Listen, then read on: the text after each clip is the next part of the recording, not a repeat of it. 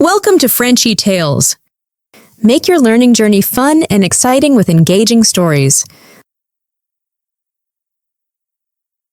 Je dors chaque nuit dans la maison de mon patron.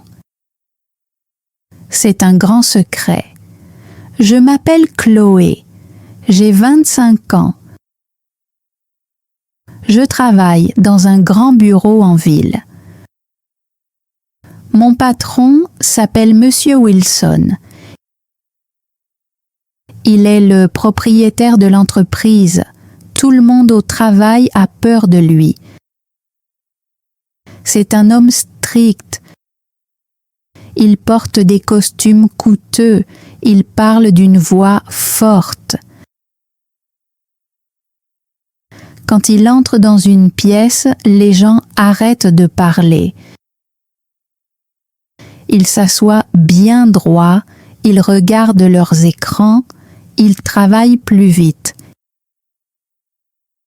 Ils ont peur de faire une erreur. Mais moi, je connais une autre facette de Monsieur Wilson. Chaque jour, à 5 heures du soir, le travail est terminé.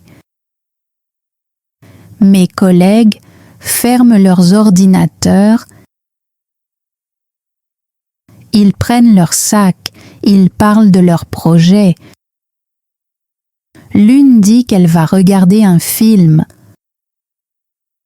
Un autre dit qu'il va dîner avec sa petite amie. Puis il me regarde. « Où vas-tu, Chloé ?» demande-t-il. Je souris à chaque fois. Je donne toujours la même réponse. Je rentre juste chez moi, je suis fatiguée. Il me croit. Il pense que je vis seule dans une petite chambre. Il pense que je mange des plats simples, que je regarde la télévision et que je dors toute seule. Il pense que ma vie est normale. Mais ils ont tort. Je reste après le départ de tout le monde. J'attends dans le hall de l'immeuble. Je regarde mon téléphone. Puis, une voiture noire s'arrête devant le bâtiment. C'est la voiture de Monsieur Wilson. J'ouvre la porte et je m'assois à l'intérieur. C'est lui qui conduit. Il me regarde et sourit. C'est un sourire chaleureux. Il n'est plus le patron effrayant. « Bonjour Chloé », dit-il. « Comment s'est passée ta journée ?»« Ça allait, je réponds. Nous quittons la ville animée. Nous allons dans une grande maison, dans un endroit calme. À l'intérieur, nous cuisinons ensemble. Nous mangeons à la même table. La nuit, je dors dans sa maison. Vous pouvez penser que je suis sa petite amie. Vous pouvez penser que nous sommes amoureux. Ce n'est pas vrai. Je ne suis pas sa petite amie. Il a 55 ans. Il est assez âgé pour être mon père. Alors, pourquoi est-ce que je vis dans sa maison? Pourquoi est-ce que j'y dors chaque nuit? C'est mon histoire. Elle parle de secrets, elle parle de pauvreté, elle parle aussi de gentillesse. Pour comprendre ma vie maintenant, vous devez connaître mon passé. Il y a 2 ans, je suis arrivée en ville. J'ai grandi dans un très petit village loin d'ici. Il n'y a pas de bureau là-bas. Il n'y a pas de grands immeubles. La plupart des gens sont agriculteurs.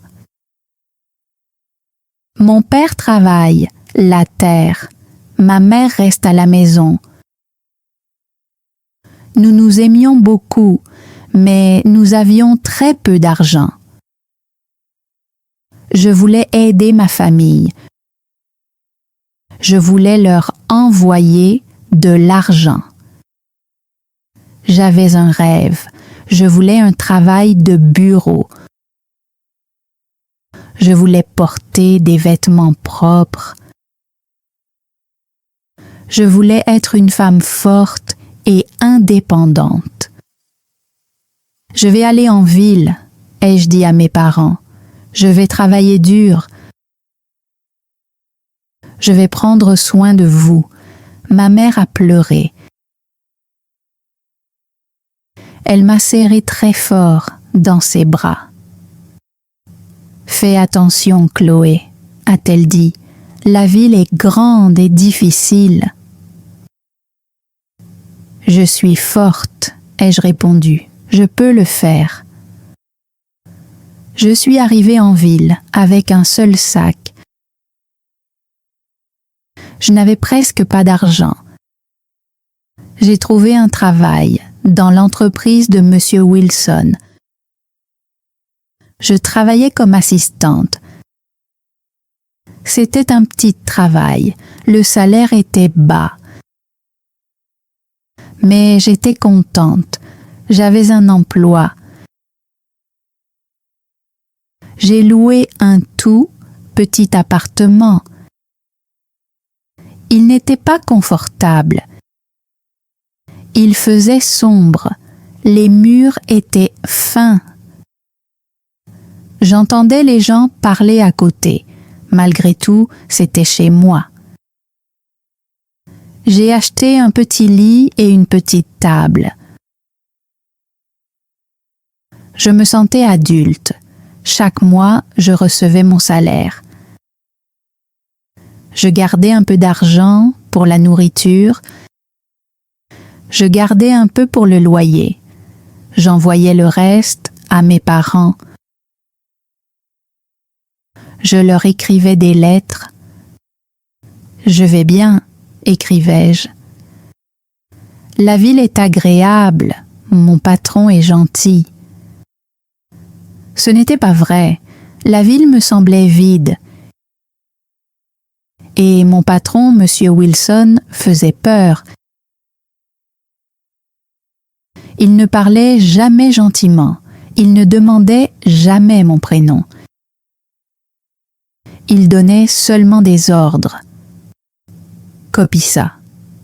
Range ça. Pour lui, je n'étais qu'une employée de plus. Mais je ne me plaignais pas. J'avais un objectif. Puis un jour, tout a changé. Mon téléphone a sonné la nuit. C'était ma sœur. Elle pleurait. « Chloé, a-t-elle dit, c'est papa, il est très malade. » Ma poitrine s'est serrée. « Que s'est-il passé ?» ai-je demandé. « Et son cœur ?» a-t-elle dit.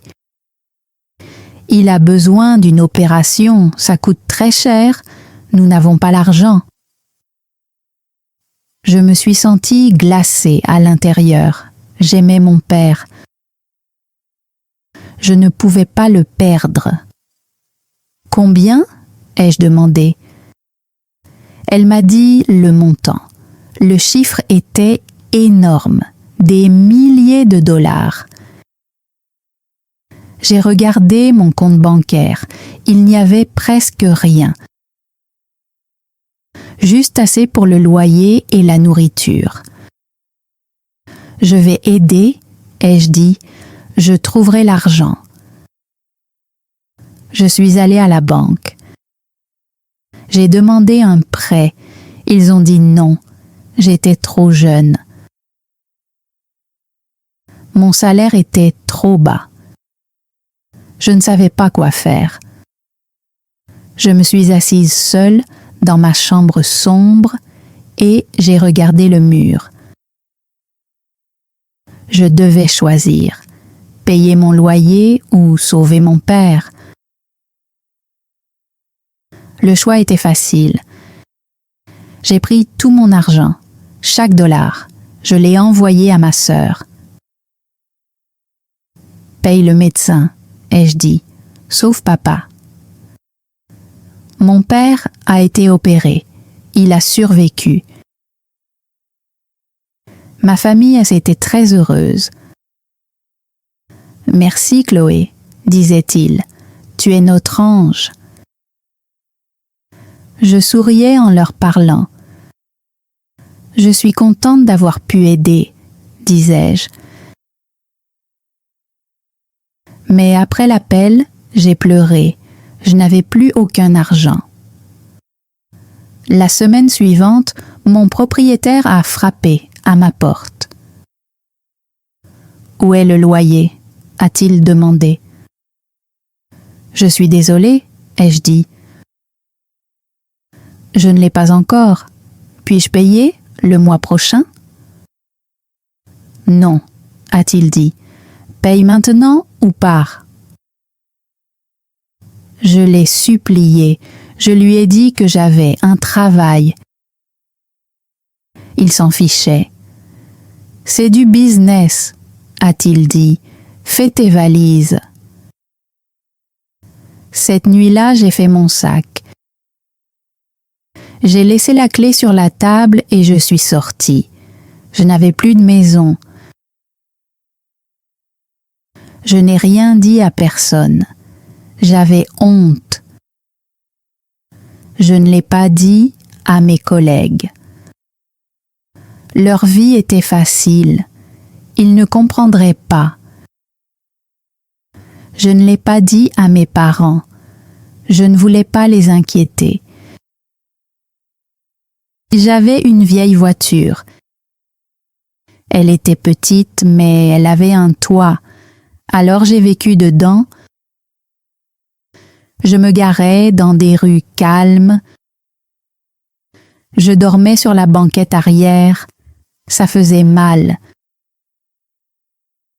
Mes jambes me faisaient souffrir. Mon dos était raide. Les matins étaient les pires. Je devais aller travailler et avoir l'air normal.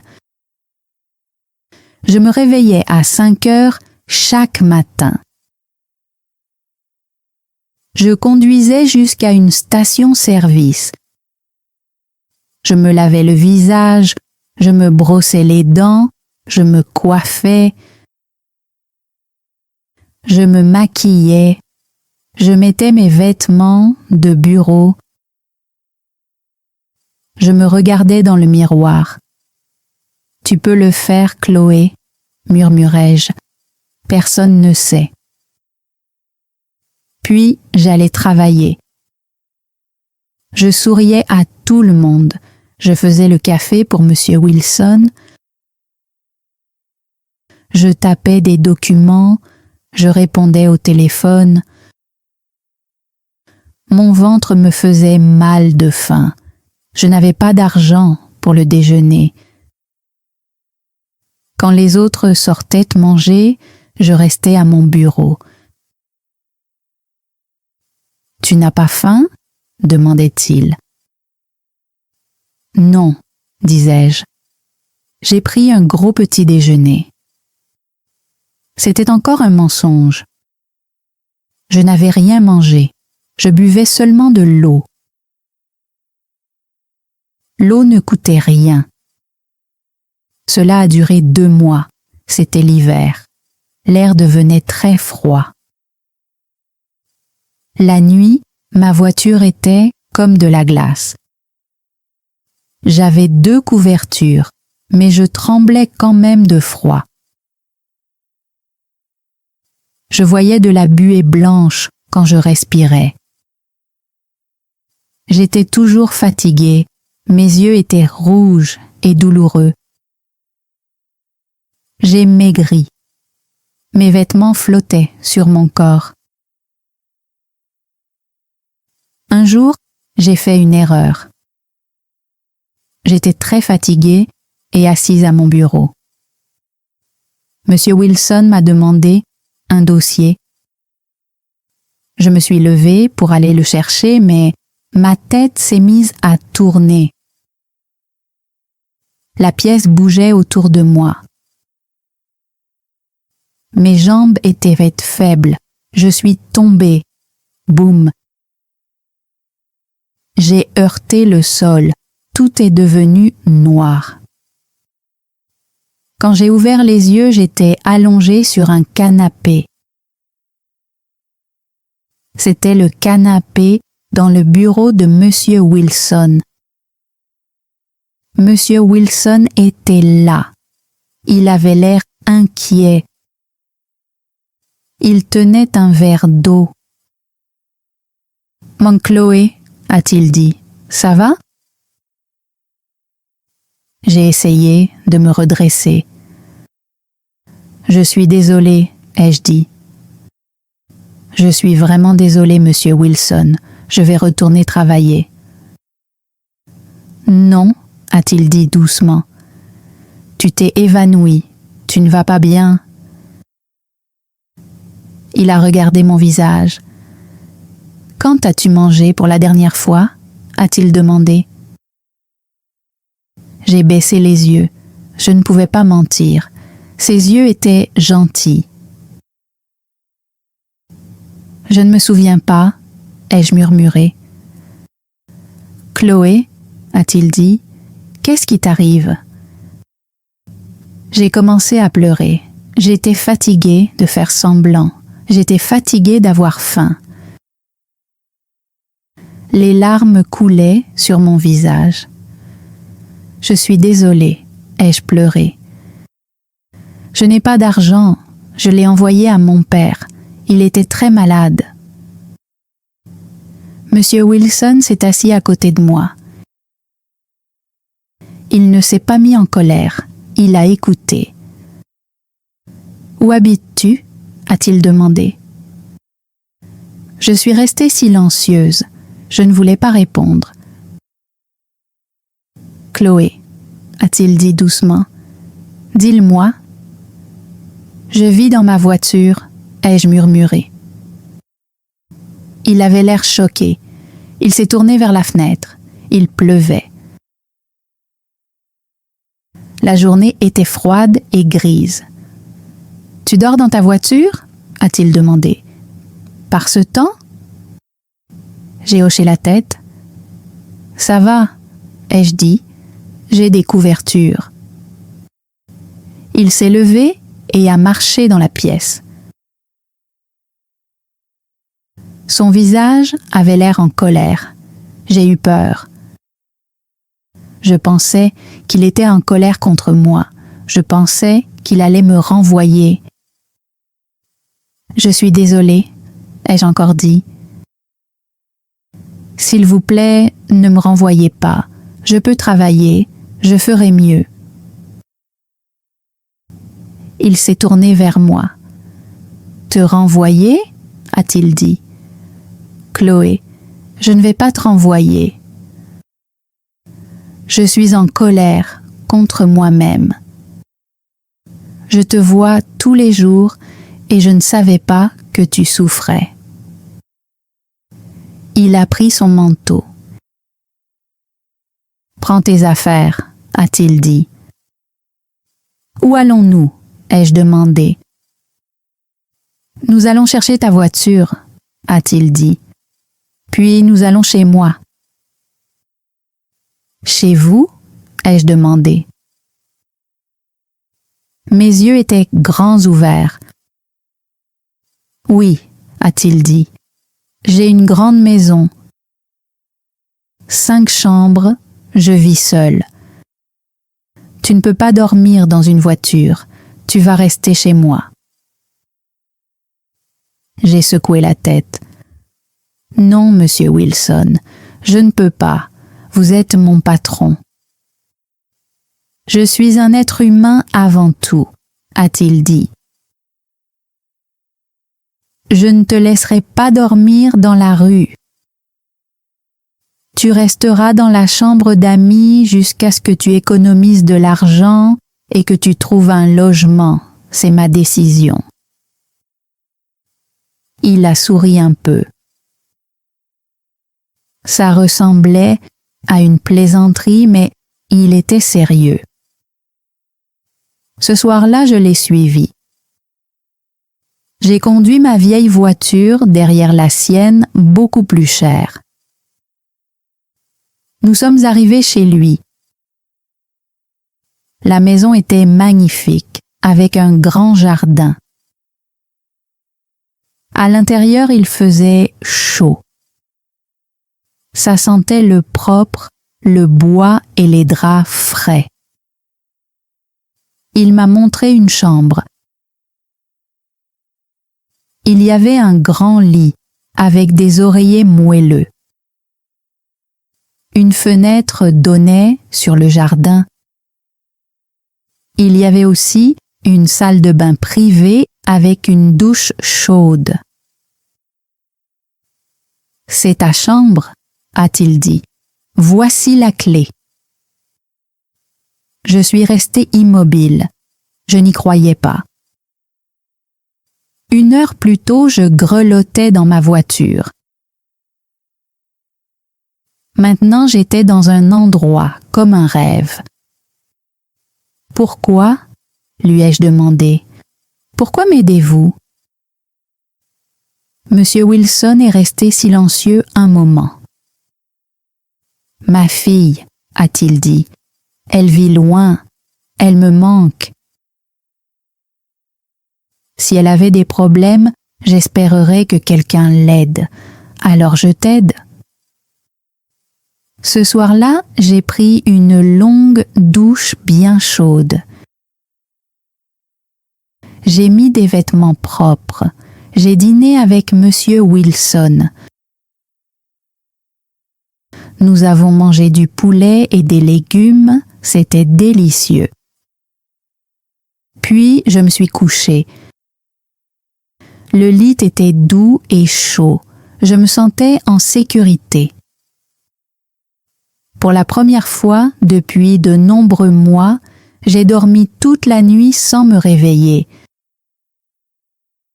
C'était il y a 6 mois. Depuis ce moment-là, ma vie est très différente. Je travaille toujours au bureau. Je suis toujours l'assistante de Monsieur Wilson, mais les choses ont changé entre nous. Au travail, nous sommes sérieux et professionnels. Je l'appelle Monsieur Wilson. Il me donne des tâches. Nous ne parlons jamais de notre secret là-bas. Le soir, tout est différent. Chaque jour à 5 heures, nous quittons le bureau. Nous rentrons ensemble à la maison. Je prépare le dîner, j'aime cuisiner. Je fais des soupes, des pâtes et des plats de riz. Monsieur Wilson aime ma cuisine. « C'est très bon, Chloé, » dit-il. « Je mange d'habitude seule, c'est agréable de manger avec quelqu'un. » Nous nous asseyons à table et nous parlons. Il me raconte des histoires de son passé. Il me parle de son entreprise et de son travail. Il m'apprend de nouvelles choses. « Tu es intelligente, Chloé, » me dit-il. « Tu ne devrais pas rester assistante toute ta vie. Tu devrais apprendre davantage. » Il m'apporte des livres, il m'explique des idées de gestion. Il m'apprend à diriger des personnes. « Lis ceci, » dit-il, « étudie cela. » Je travaille dur, je veux lui faire plaisir. Parfois, nous regardons la télévision. Nous regardons les informations ou un film. Nous rions ensemble. À la maison, il n'est pas le patron strict. Il est détendu et drôle. Il aime les blagues. Il a un chien qui s'appelle Buster. Buster m'adore. Je le promène dans le jardin. Je me sens en sécurité. J'ai l'impression d'avoir à nouveau une famille. Monsieur Wilson est comme un père pour moi. Il est gentil, il me protège. Mais il y a un problème. Le problème, ce sont les gens au travail. Il commence à remarquer des choses, il pose des questions. Un jour, une collègue nommée Sarah est venue à mon bureau. Sarah ne m'aime pas, elle veut mon poste, elle est jalouse. Chloé, a-t-elle dit, je t'ai vu hier. Ah bon? Ai-je dit en regardant mon écran. Mes mains sont devenues froides. Je t'ai vu dans la voiture de Monsieur Wilson, a-t-elle dit. Tu es parti avec lui. Pourquoi? Mon cœur s'est mis à battre très vite. Je devais mentir. Oh, ça, ai-je dit. Il avait besoin d'aide pour des documents. Nous sommes allés à une réunion. Sarah m'a regardé attentivement. Une réunion à 6 heures? A-t-elle demandé. Oui, ai-je dit. C'était important. Elle ne m'a pas cru. Tu passes beaucoup de temps avec lui, a-t-elle dit. Tu es sa préférée maintenant. Elle s'est penchée vers moi. Tu sors avec lui? Non, ai-je répondu rapidement. Mon visage était brûlant. Non, Sarah, c'est mon patron. C'est tout. Elle a ri. Bien sûr, a-t-elle dit. Fais attention, Chloé. Les gens parlent. Mon ventre me faisait mal. Les gens parlaient. J'ai entendu les chuchotements. Tu as entendu? Chloé est avec le patron. C'est pour ça qu'elle garde son poste. C'était injuste. Je voulais crier. Je voulais dire la vérité. Je ne suis pas sa petite amie. J'étais sans abri. Il m'a aidée. Mais je suis restée silencieuse. J'avais honte. Je ne voulais pas que quelqu'un sache que j'étais pauvre. Je ne voulais pas qu'il sache que je dormais dans une voiture. Alors j'ai gardé le secret. Chaque jour, les ragots devenaient pires. Quand j'entrais dans la salle de pause, les gens arrêtaient de parler. Ils me regardaient. Ils murmuraient dans mon dos. Je me sentais à nouveau seule. Je dormais dans un lit chaud la nuit, mais au travail, je n'avais aucun ami. Un soir, je pleurais dans la cuisine de la maison de Monsieur Wilson. Je coupais des oignons, mais les larmes ne venaient pas des oignons. J'étais fatiguée et stressée. Mon cœur était lourd. Monsieur Wilson est entré et a vu mon visage. « Chloé, » a-t-il demandé doucement, « qu'est-ce qui ne va pas ?» Je me suis essuyé les yeux. « Rien, » ai-je dit, « ce sont juste les oignons. » Il a secoué la tête. « Ce ne sont pas les oignons, assieds-toi. » Nous nous sommes assis à table j'ai pris une grande inspiration. Ce sont les gens au travail, ai-je dit. Ils pensent que nous sommes ensemble. Ils pensent que je suis votre petit ami. Ils ne m'aiment pas. Monsieur Wilson a soupiré. Il avait l'air contrarié. Ils sont stupides, a-t-il dit. Je pense que je devrais partir, ai-je dit. J'ai économisé un peu d'argent. Je peux louer une petite chambre. Si je déménage, les ragots s'arrêteront.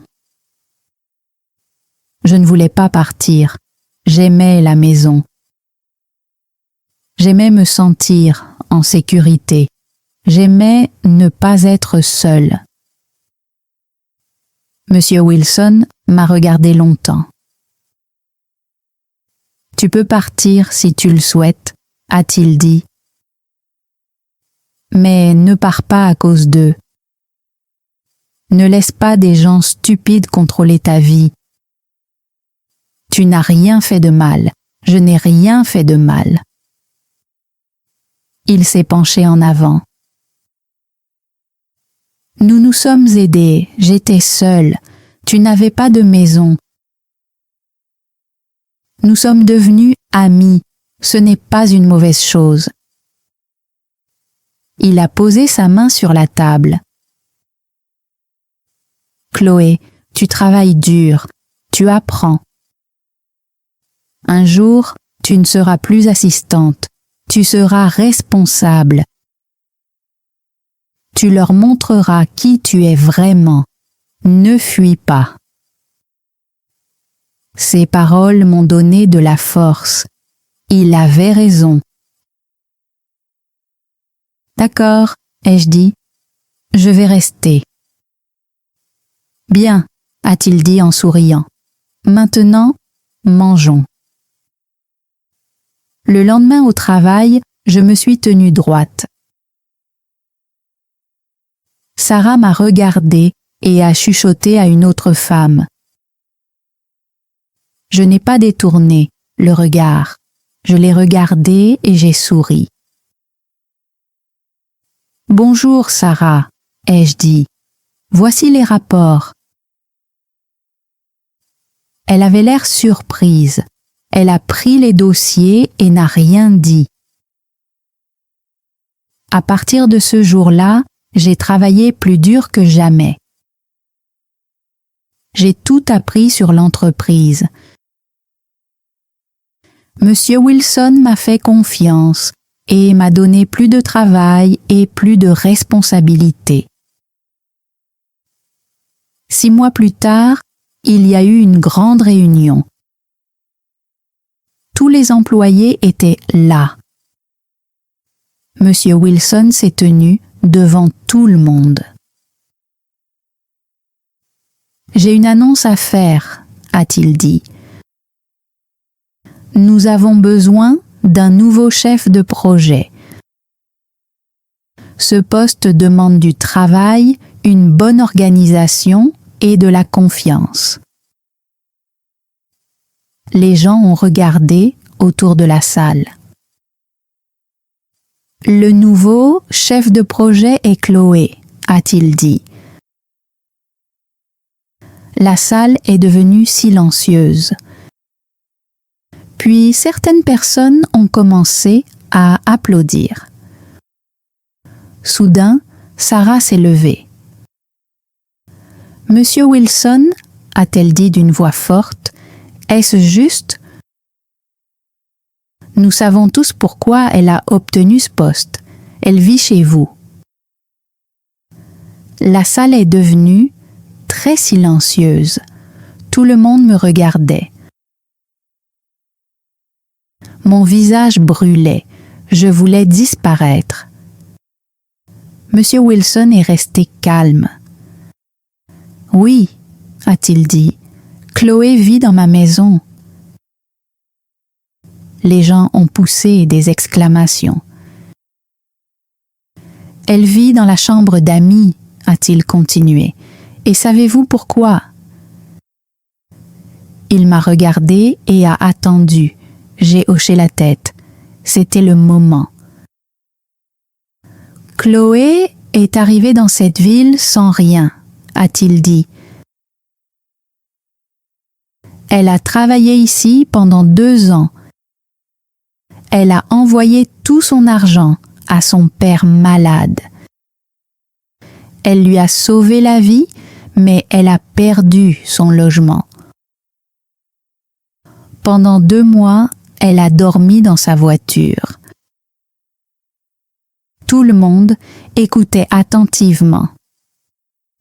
Elle venait travailler chaque jour, affamée et frigorifiée, a-t-il dit. Elle souriait, elle ne se plaignait jamais. Quand j'ai découvert la vérité, je lui ai proposé une chambre. Non pas parce qu'elle est une femme, mais parce qu'elle est un être humain. Il a regardé autour de la salle. Pendant les 6 derniers mois, elle a étudié chaque soir. Elle connaît ce métier mieux que quiconque ici. Elle a mérité ce poste.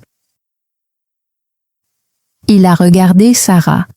Quelqu'un a-t-il une autre question?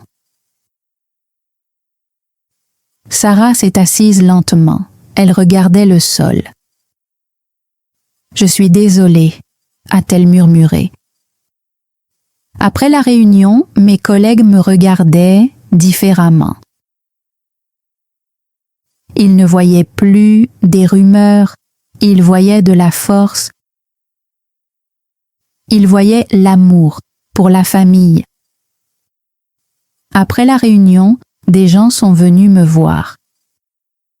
Je ne connaissais pas ton histoire, a dit l'un d'eux. Tu es courageuse? Félicitations, a dit un autre. J'ai souri. Cette fois, c'était un vrai sourire. Ce soir-là, je suis rentrée à la maison avec Monsieur Wilson. Merci, ai-je dit. Tu l'as mérité, a-t-il répondu.